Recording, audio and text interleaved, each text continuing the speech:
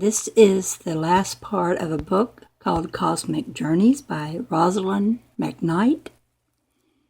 And this one will end that book.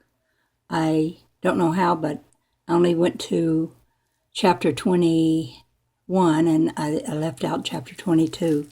So now, all these years later, I'm going to finish this up for someone who noticed that and was very interested to know what the rest of the book said. I can send this book to you if you give me your email address, because I have it in my Google files. So if you wanted to read it for yourself, just let me know. But until then, I'm going to read it right now, the very last parts. This is ROMC, means Rosalind McKnight.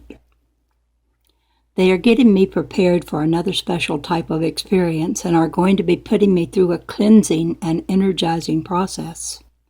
Ram, go with the flow. Rosalind, I see a strong light beam shining down on my solar plexus. I feel energy coming into me from this light. It's flashing, on and off. And now the color is changing, alternating between warm and cool colors. The contrast is energizing me. Now the beam is covering my whole body. I'm supposed to follow the light. It's pulling me up, and I'm floating right up through this spiral. I'm in a dark area, and I feel a lot of turbulence. I'm receiving the thought that on our journeys we often hit turbulence. Factors are at work outside of ourselves as well as within. I am going to be given an experience and understanding of turbulent dimensions. Sometimes we hit turbulence, but we must continue going on. We must keep moving. I'm now in an open space and it is dark. I'm aware of forces around me which are the turbulence I was just feeling. I sense these energies around me, but I can't see them. I'm being told that I must synthesize myself. I must be prepared for what I'm experiencing and put a strong energy of protection around myself. I am to visualize my light bubble around me. I can feel strong energies, but I can't see anything. It's cold energy, a strange kind of coolness. I'm told that I'm in the presence of energies that are locked into themselves. My invisible friends are going to take me through some experiences to help me understand these energy forms and some of the principles of what happens to the conscious self when it gets locked into certain emotional time warps. Many things are happening at once. I feel a coolness and hear some sounds.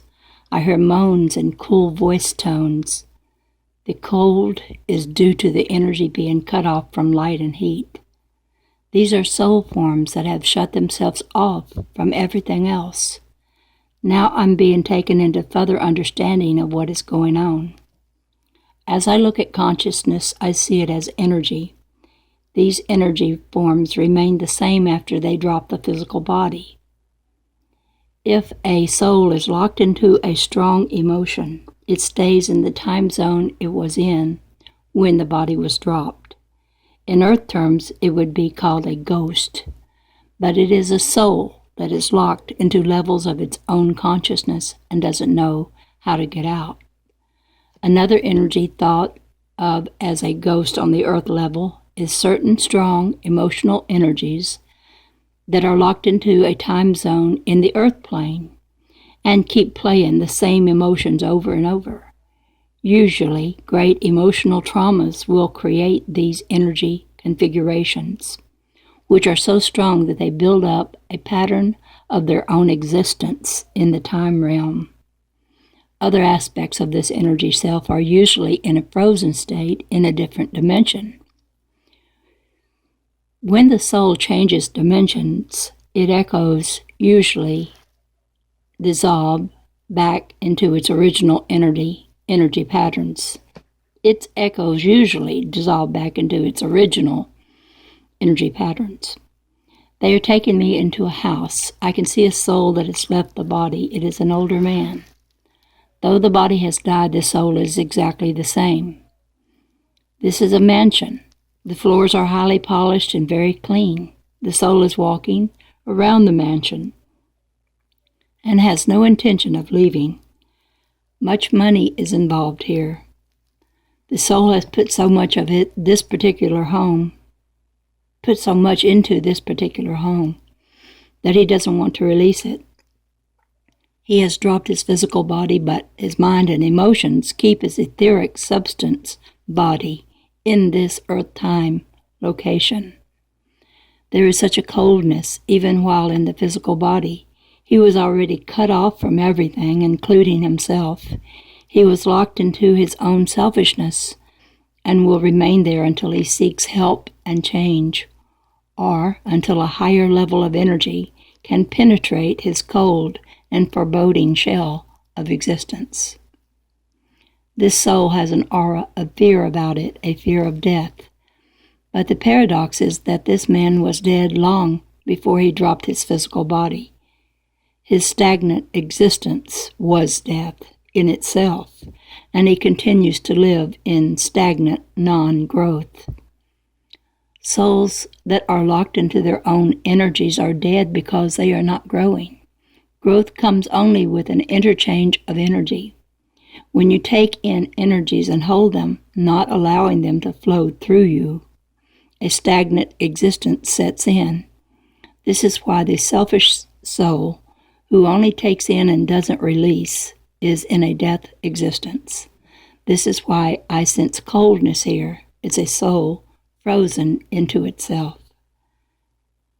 Now I'm being taken to get an overview of the earth. There are some dead spots in the energy levels of the earth, and large clusters of these misplaced souls seem to be gathered there.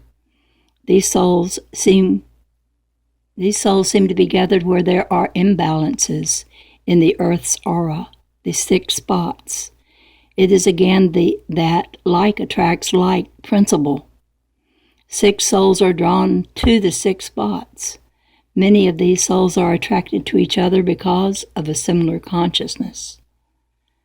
Now I am being guided to a level where I can hear many streams and strange sounds. I bet I meant to type screams. Where I hear many screams and strange sounds. This is a level of much emotional pain, a very strong feeling of pain and suffering.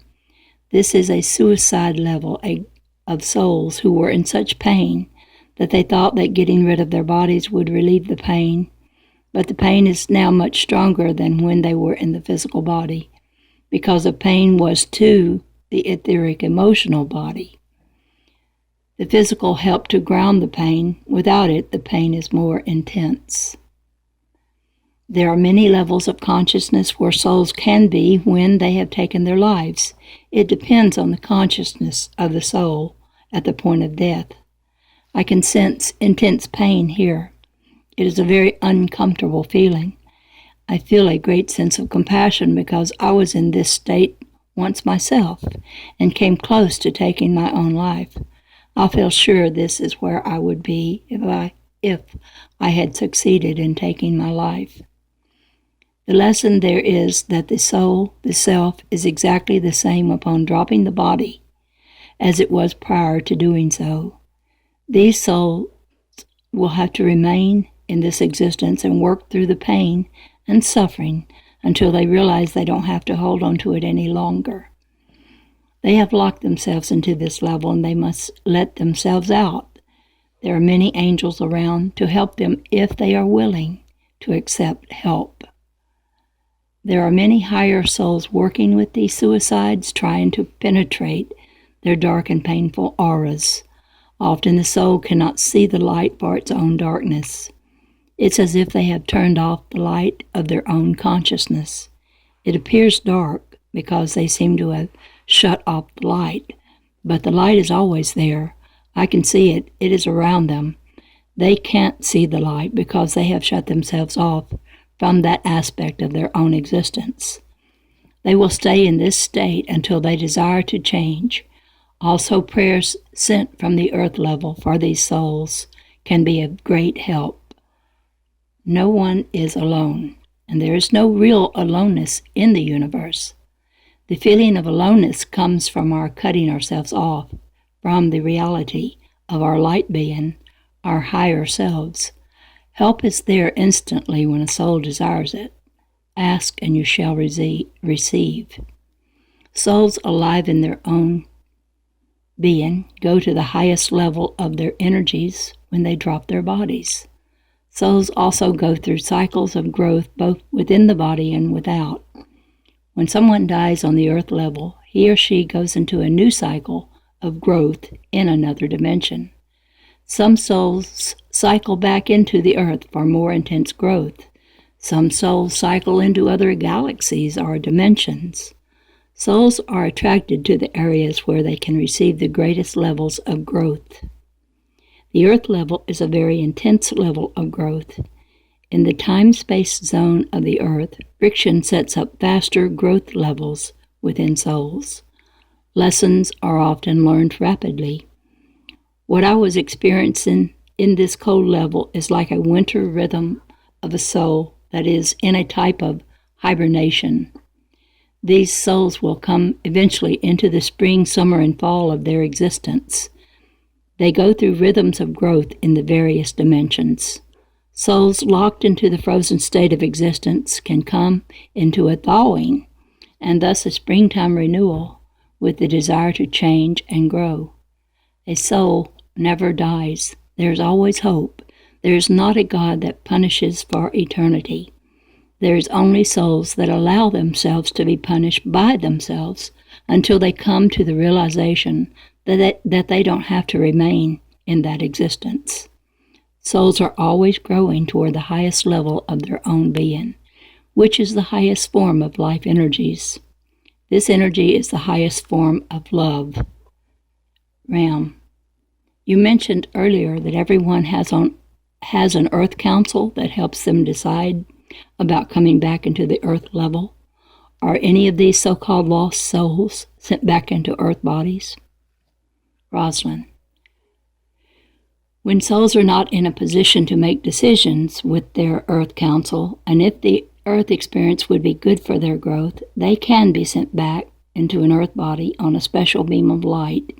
These souls are sent back into special situations of love so that they might learn to love themselves and thus move out of their stagnation. Such souls can also be a growth challenge for the families that take them on. It is something like an adoption process on the earth plane. This child is not in a position to decide where it will go, but it is sent to the place judged to be best for its nurturing and growth. An immature soul would be treated in the same way. Ram, what about people that commit suicide, or they are assisted in committing suicide because they are dying of cancer or something of that sort and don't want to continue experiencing the pain of the body? Do these people go to a suicide level where there is a lot of emotional pain? Rosalind, the like attracts like principle is applied here as well. Often the soul that chooses to leave their body because of physical pain rather than emotional pain are very compassionate beings. Thus, they would not go to the suicide level. They would be on the level of their highest vibration, and that could be on a plane of light. However, they often will go to a type of hospital situation where they recuperate for a period of time if the illness has put a strain on their various energy bodies. It is wise to live out your life and allow your body to die its natural death. An individual who is able to overcome these challenges of pain and suffering can spiritually advance very rapidly.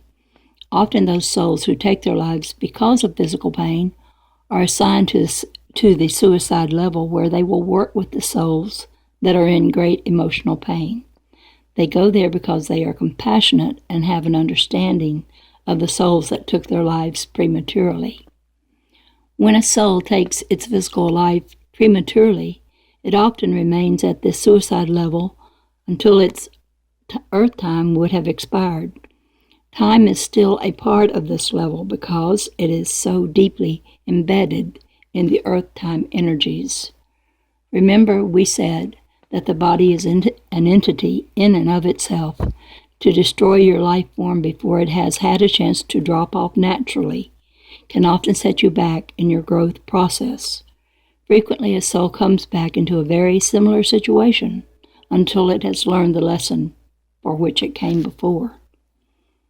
So nothing is ever accomplished by taking your life. It is best to pray avidly for guidance and help. You will receive help from the many spirit doctors that are there to assist in any way possible. As we have said over and over, ask and you shall receive. We must step aside. Ram, thank you again for your insight and guidance. Rosalind, take your time coming back. Rosalind, thank you. I need it. I need to warm up. I feel chilled after that experience. Ram, I'll warm you up with some nice music. Rosalind, I appreciate that. And let's see, I think that's all the book. That's the end. It ended with, I appreciate that. So now I have finished off this book that for years I didn't know I didn't have the last chapter in. Okay, this is the Dove Lady over and out for now. Bye-bye.